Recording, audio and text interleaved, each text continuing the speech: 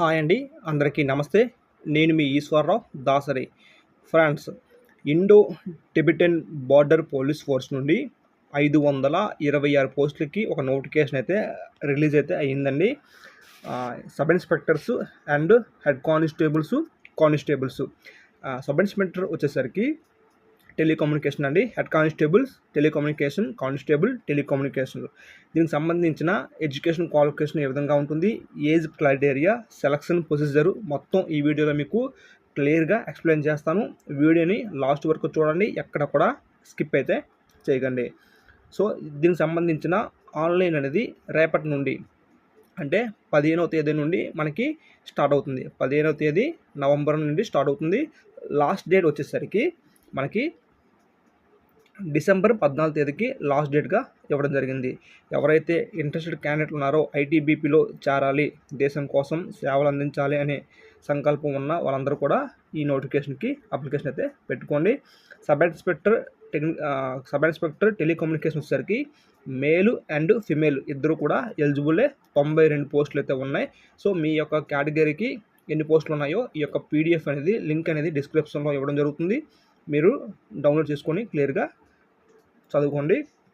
ఇక్కడ head constable telecommunications వచ్చేసరికి మేలు అండ్ ఫిమేల్ ఇద్దరు కూడా ఎలిజిబులే. మొత్తం మనకి 383 పోస్టులు అయితే వేకెన్సీ అయితే ఉన్నాయండి. ఎక్కువగా ఉన్న పోస్టులు వచ్చేసరికి హెడ్ కానిస్టేబుల్ టెలికమ్యూనికేషన్స్ అండి. నెక్స్ట్ కానిస్టేబుల్ టెలికమ్యూనికేషన్ వచ్చేసరికి మేలు అండ్ ఫిమేల్ ఇద్దరు కూడా ఎలిజిబులే. 51 పోస్ట్ అయితే ఇవ్వడం జరిగింది. ఓవరాల్గా 526 పోస్టులు ఉన్నాయి. మనకి ఎక్కువగా హెడ్ కానిస్టేబుల్ అయితే ఉన్నాయండి. సో దీనికి సంబంధించిన ఏజ్ క్రైటీరియా చూద్దామండి. ఏజ్ వచ్చేసరికి ఇక్కడ మనకి పే స్కేల్ వచ్చేసరికి సబ్ ఇన్స్పెక్టర్కి లెవెల్ 6 వస్తుంది, హెడ్ కానిస్టేబుల్కి లెవెల్ 4 వస్తుంది, కానిస్టేబుల్కి లెవెల్ 3 అయితే వస్తుంది. అలాగే మనకి ఉద్యోగంలో చేరిన తర్వాత అదర్ అలవెన్సెస్ కూడా మనకి ఇస్తారండి. ఇక్కడ ఏజ్ క్రైటీరియా చూద్దామండి. సబ్ ఇన్స్పెక్టర్కి వచ్చేసరికి మనకి ఏజు 20 సంవత్సరాల నుండి 25 సంవత్సరాల ఏజ్ ఉన్న వాళ్ళందరూ కూడా అప్లికేషన్ పెట్టుకోవచ్చు. ఈ ఏజ్ వచ్చేసరికి 20 నుండి 25 వచ్చేసరికి జనరల్ ఏజ్ అండి. ఆయా కేటగిరీలకి ఏజ్ రిలాక్సేషన్ కూడా ఉంటుంది. నెక్స్ట్ హెడ్ కానిస్టేబుల్ టెలికమ్యూనికేషన్ వచ్చేసరికి 18 నుండి 25 సంవత్సరాల ఏజ్ ఉన్న వాళ్ళందరూ కూడా అప్లికేషన్ పెట్టుకోవచ్చు. దీనికి కూడా ఏజ్ రిలాక్సేషన్ ఆయా కేటగిరీ వాళ్ళకి ఉంటుందండి. నెక్స్ట్ కానిస్టేబుల్ టెలికమ్యూనికేషన్ వచ్చేసరికి 18 నుండి 23 సంవత్సరాలు ఏజ్ ఉన్న వాళ్ళందరూ కూడా అప్లికేషన్ పెట్టుకోవచ్చు. ఏజ్ రిలాక్సేషన్ కూడా ఆయా కేటగిరీ వాళ్ళకి ఉంటుందండి. ఇప్పుడు ఎడ్యుకేషన్ క్రైటీరియా చూద్దాం. ఎడ్యుకేషన్ క్వాలిఫికేషన్ వచ్చేసరికి సబ్ ఇన్స్పెక్టర్ వచ్చేసరికి మనకి డిగ్రీ క్వాలిఫికేషన్ ఉండాలండి. డిగ్రీ అంటే అన్ని డిగ్రీ కాదండి, ఎన్ని డిగ్రీ కాదండి. డిగ్రీలో మనకి ప్రత్యేకంగా ఫిజిక్స్, కెమిస్ట్రీ, మ్యాథమెటిక్స్ ఈ 3 సబ్జెక్టులు చదివిన డిగ్రీ మాత్రమే ఉండాలండి. అది గుర్తుపెట్టుకోండి. సో డిగ్రీలో అయితే మాత్రం కంపల్సరీగా ఫిజిక్స్, కెమిస్ట్రీ, మ్యాథమెటిక్స్ సో ఈ సబ్జెక్టులు ఉన్న వాళ్ళు అందరూ కూడా ఎలిజిబులే. ఒకవేళ మీ దగ్గర డిగ్రీ కాకుండా బీటెక్ ఉంటే ఇన్ఫర్మేషన్ టెక్నాలజీ చేసినా సరిపోతుంది. అలాగే ఇన్ఫర్మేషన్ టెక్నాలజీ చేసినా సరిపోతుంది, లేదా కంప్యూటర్ సైన్స్ చదివినా సరిపోతుంది. ఎలక్ట్రానిక్స్ అండ్ కమ్యూనికేషన్ చేసినా సరిపోతుంది, లేదా ఎలక్ట్రానిక్స్ అండ్ ఇన్స్ట్రుమెంటేషన్ ఇది చేసినా సరిపోతుందండి. లేదా బీటెక్లోనే బ్యాచిలర్ ఇన్ కంప్యూటర్ అప్లికేషన్ అది చదివినా ఎలిజిబులే. బీఈ ఎలక్ట్రానిక్స్ అండ్ కమ్యూనికేషన్ చదివినా ఎలిజిబులే. సో కొన్ని క్రైటీరియా ఇక్కడ ఇవ్వడం జరిగింది. పీడిఎఫ్ డౌన్లోడ్ చేసుకొని క్లియర్గా చూడండి. నెక్స్ట్ ఇది మన సబ్ ఇన్స్పెక్టర్ సంబంధించింది. కంపల్సరీగా మనకి డిగ్రీ కానీ బీటెక్ కానీ ఉంటే ఎలిజిబుల్. ఇప్పుడు హెడ్ కానిస్టేబుల్ వచ్చేసరికి హెడ్ కానిస్టేబుల్కి 10th క్లాస్తో పాటుగా ఇంటర్మీడియట్ 10+2 అంటే ఇంటర్మీడియట్ అండి. ఈ ఇంటర్మీడియట్లో కంపల్సరీగా ఫిజిక్స్, కెమిస్ట్రీ అండ్ మ్యాథమెటిక్స్ ఈ 3 సబ్జెక్టులు కూడా 45% అనేది మార్క్స్ అనేది వచ్చి ఉండాలి. ఈ 3 సబ్జెక్టులో ఫిజిక్స్, కెమిస్ట్రీ, మ్యాథమెటిక్స్లో. అంటే మిగతా సబ్జెక్టులు ఏ మార్క్స్ రాకపోయినా ప్రాబ్లం లేదు. కంపల్సరీగా ఈ 3 సబ్జెక్టులు క్యాల్కులేట్ చేసి సో మీకు 45 మార్క్స్ వచ్చా లేదో అనేది వాళ్ళు ఒక డాక్యుమెంట్ వెరిఫికేషన్లో చెక్ చేయడం అయితే ఉంటుంది. సో అది గుర్తుపెట్టుకొని అప్లికేషన్ అయితే పెట్టుకోండి. సో ఇక్కడ ఇంటర్మీడియట్లో ఎవరైతే ఫిజిక్స్, కెమిస్ట్రీ, మ్యాథమెటిక్స్ ఉన్నారో వాటి ఎలిజిబుల్. సో అది లేకుండా డిప్లొమా అని ఎలిజిబులే. అలాగే ఐటీఐ కూడా ఎలిజిబుల్ అండి. సో ఇక్కడ డిప్లొమా అనేది ఇక్కడ ఇవ్వడం జరిగింది. డిప్లొమా ఐటీఐలో వచ్చేసరికి ఎలక్ట్రానిక్స్ ఆర్ ఎలక్ట్రికల్ కంప్యూటర్ సంబంధించింది ఏ చేసినా ఎలిజిబుల్ అండి. డిప్లొమా కూడా మనకి ఈ యొక్క కమ్యూనికేషన్ స్కిల్స్ కానీ లేదా కంప్యూటర్ సైన్స్ కానీ, సో మనకి ఆల్రెడీ ఇక్కడ చెప్పాం కదండి, ఇక్కడ బీటెక్ సంబంధించింది computer science, information technology, so వాళ్ళకి సంబంధించిందా డిప్లొమా కోర్సులో కూడా చేసిన ఎలిజిబుల్లే. సో ఇది హెడ్ కానిస్టేబుల్ సంబంధించింది. సో మ్యాక్సిమం మనకి ఎక్కువగా ఇంటర్మీడియట్తో అర్హతతో పెట్టుకోవడానికి ముందుకు వెళ్ళండి ఎవరైతే ఎంపీసీ క్యాండిడేట్లు ఉన్నారో. ఇక నెక్స్ట్ వచ్చేసరికి కానిస్టేబుల్కి 10th క్లాస్ క్వాలిఫికేషన్ అయితే ఇక్కడ మీకు ఇవ్వడం జరిగింది. 10th క్లాస్ క్వాలిఫికేషన్తో పాటుగా డిప్లొమా ఆర్ సర్టిఫికేట్ కోర్సు, అంటే మ్యాక్సిమం ఇక్కడ డిప్లొమా సరిపోతుంది, 10th క్లాస్ సరిపోతుంది. 10th క్లాస్తో పాటుగా డిప్లొమా సర్టిఫికేట్ కోర్స్ చేసుంటే ఈ టెలికమ్యూనికేషన్ గురించి మనకి ఎక్స్ట్రాగా మనకి మార్క్స్ అనేది కొలుస్తాయి. సో కానిస్టేబుల్ టెలికమ్యూనికేషన్ అయితే 10th class qualification, 10th class pass అయిన వాళ్ళందరూ కూడా అప్లికేషన్ అయితే పెట్టుకోవచ్చు.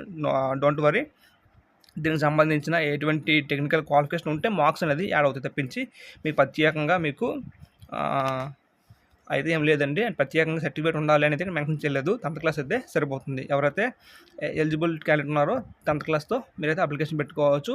ఇక్కడ మనకి ఇన్సెంటివ్ బోనస్ మార్క్స్ అయితే యాడ్ చేస్తానండి. డిగ్రీ హోల్డర్స్ ఎవరైతే ఉన్నారో, సబ్ ఇన్స్పెక్టర్కి పెడుతున్నారు కదా డిగ్రీ హోల్డర్స్, వాళ్ళకి degree holders in subject concerned with telecommunication and electronics ఈ సబ్జెక్ట్లో చేసుకుంటే 5 మార్క్స్ అనేది కలుస్తాయి. Next diploma certificate holders in subject concern with the telecommunication and electronics వచ్చేసరికి 3 మార్క్స్ అండి. ITI certificate holders in the subject concern with the telecommunication and electronics వచ్చేసరికి 2 marks అండి. So ఈ సంబంధించినవి చేసుంటే మనకి ఇక్కడ మార్క్స్ అనేది యాడ్ అవుతాయని చెప్పడం జరిగింది. ఇప్పుడు ఏజ్ రిలాక్సేషన్ అయితే చూద్దామండి. ఏజ్ రిలాక్సేషన్ వచ్చేసరికి ఎవరైతే షెడ్యూల్ క్యాస్ట్, షెడ్యూల్ ట్రైబ్స్ ఉన్నారో వారికి 5 సంవత్సరాలు ఏజ్ సడలింపు అయితే ఉంటుందండి. అలాగే ఓబీసీ వాళ్ళకి 3 సంవత్సరాలు ఏజ్ రిలాక్సేషన్ అయితే ఉంటుందండి. ఇది గుర్తుపెట్టుకొని అప్లికేషన్ పెట్టుకోవడానికి మీరు ముందుకైతే వెళ్ళండి.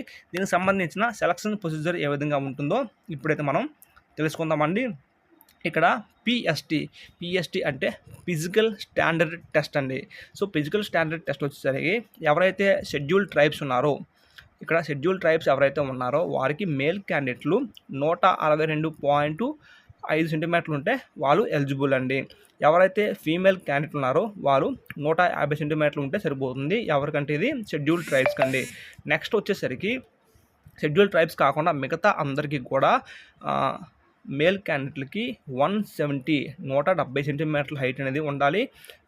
ఫీమేల్కి 157 సెంటీమీటర్స్ హైట్ అయితే కంపల్సరీగా ఉండాలండి.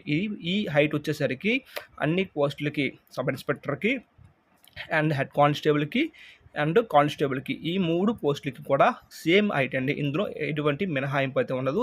ఓన్లీ షెడ్యూల్ ట్రైబ్స్కి మాత్రమే మినహాయింపు అయితే ఉందండి.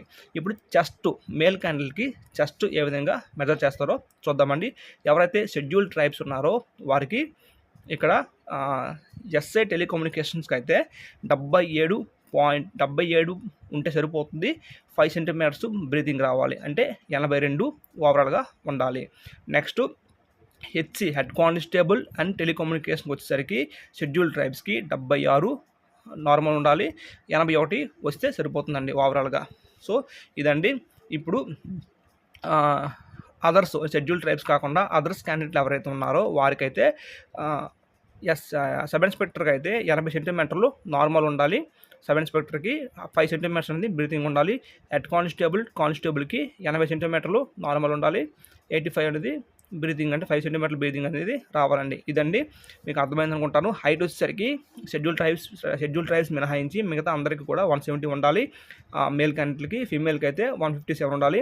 ఎవరైతే షెడ్యూల్ ట్రైబ్స్ ఉన్నారో 162.5 ఉండాలి. ఫీమేల్ క్యాండిడేట్కి 150 ఉండాలి. సో మీకైతే హైట్ విషయంలో, చెస్ట్ విషయంలో అర్థమైంది అనుకుంటాను. నెక్స్ట్ ఇక్కడ వెయిట్ వచ్చేసరికి మీ హైట్కి తగ్గట్టు వెయిట్ అనేది ఉండాల్సి ఉంటుందండి.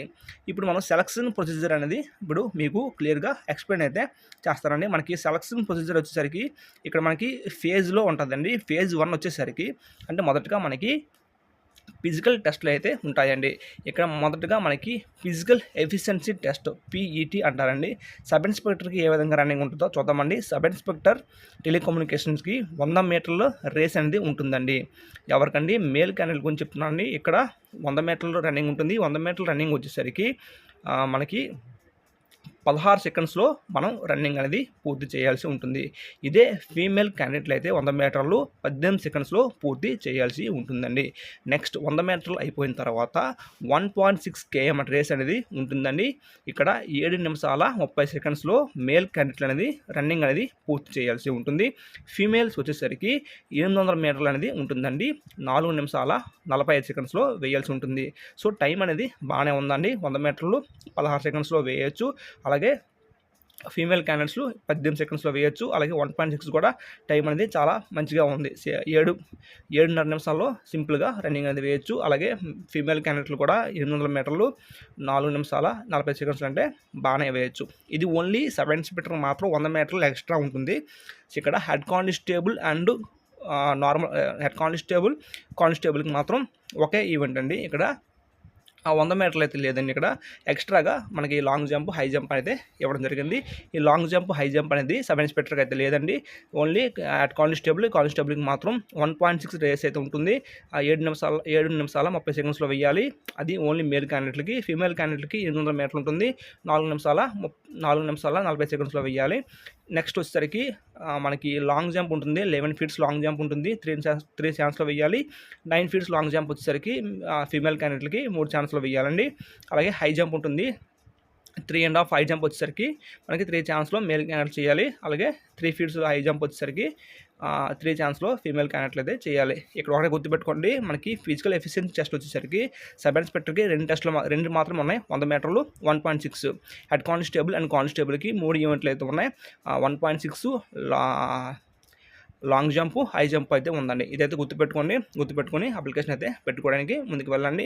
ఈ యొక్క ఫిజికల్ ఎఫిషియన్సీ టెస్ట్ వచ్చేసరికి ఎటువంటి స్కోరు అంటే మార్క్స్ అనేది ఇందులో ఉండవండి. జస్ట్ క్వాలిఫైడ్ నేచర్ మాత్రమే. నెక్స్ట్ ఇది అయిపోయిన తర్వాత మనకి ఫిజికల్ స్టాండర్డ్ టెస్ట్ అదే పిఎస్టీ. సో పిఎస్టీ, పిఈటీ అనేది ఒకేసారి దొరుకుతాయండి. హైట్ పిఎస్టీ అంటే ఫిజికల్ స్టాండర్డ్ టెస్ట్. మన యొక్క హైటు, మేల్ క్యాండిడేట్లకి హైటు, చెస్ట్, వెయిట్ అయితే చూస్తారు. ఫీమేల్ క్యాండిడేట్లకి హైటు, వెయిట్ అనేది చూడడం అయితే జరుగుతుందండి. సో ఇది మనకి ఫేజ్ 1లో వచ్చేసరికి ఫిజికల్ టెస్ట్లో. ఫేజ్ 2 వచ్చేసరికి ఎవరైతే ఫేజ్ 2లో క్వాలిఫై అవుతారో వాళ్ళకి రిటర్న్ ఎగ్జామినేషన్ అయితే ఉంటుందండి. రిటర్న్ ఎగ్జామినేషన్ వచ్చేసరికి ఇక్కడ పూర్తిగా సబ్ ఇన్స్పెక్టర్కి సిలబస్ వేరేగా ఉంటుంది. అలాగే హెడ్ కానిస్టేబుల్కి సిలబస్ అనేది వేరేగా ఉంటుందండి. ఇక్కడ సబ్ ఇన్స్పెక్టర్కి వచ్చేసరికి పేపర్ 1లో 100 క్వశ్చన్స్కి ఉంటుందండి. గ్రాడ్యుయేట్ లెవెల్ అంటే మన డిగ్రీ లెవెల్లో క్వశ్చన్స్ అనేది ఇవ్వడం జరుగుతుంది.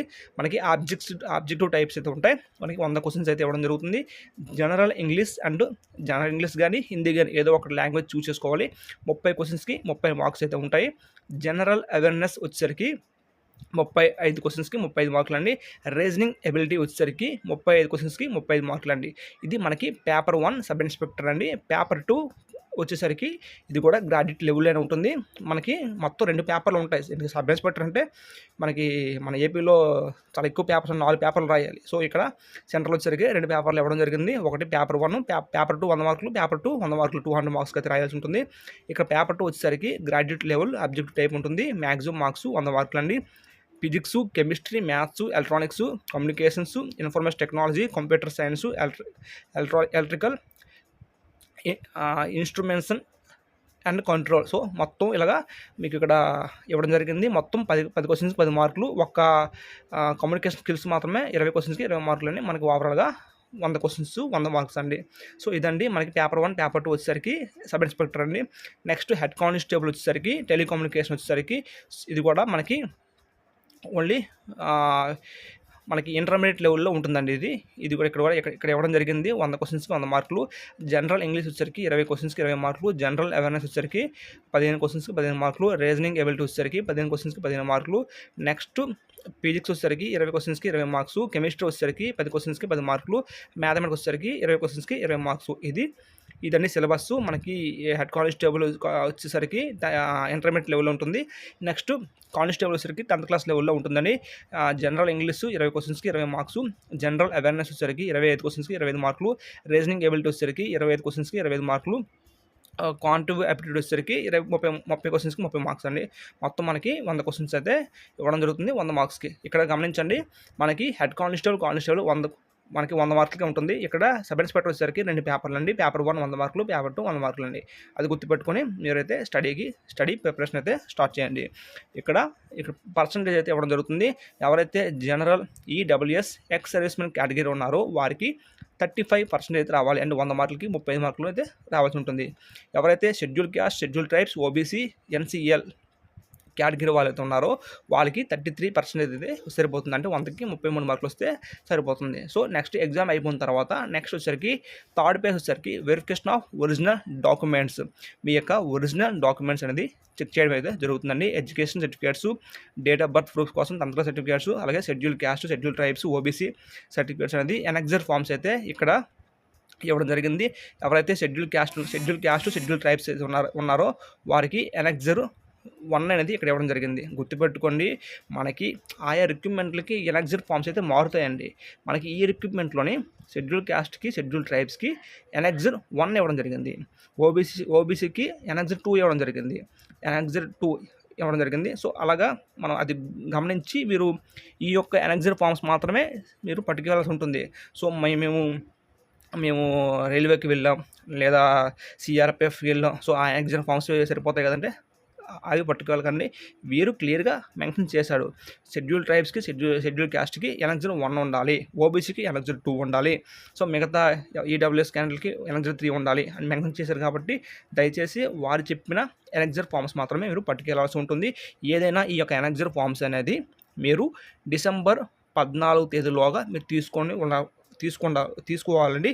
తీసుకొని మీరు అప్లికేషన్ అయితే పెట్టాల్సి ఉంటుందండి. నెక్స్ట్ ఎన్సీసీ సర్టిఫికేట్ ఉంటే మనకి ఇక్కడ పర్సంటేజ్ ఇవ్వడం జరిగింది.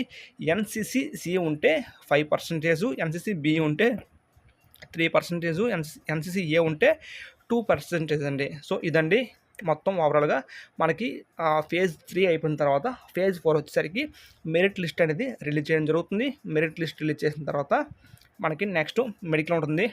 నాకు తెలిసి మ్యాక్సిమం మెడికల్ అయిపోయిన తర్వాత మెరిట్ లిస్ట్ అనేది రిలీజ్ చేయడం అయితే జరుగుతుందండి. సో ఇదండి ఈ నోటిఫికేషన్ గురించి క్లియర్గా అర్థమైంది అనుకుంటాను.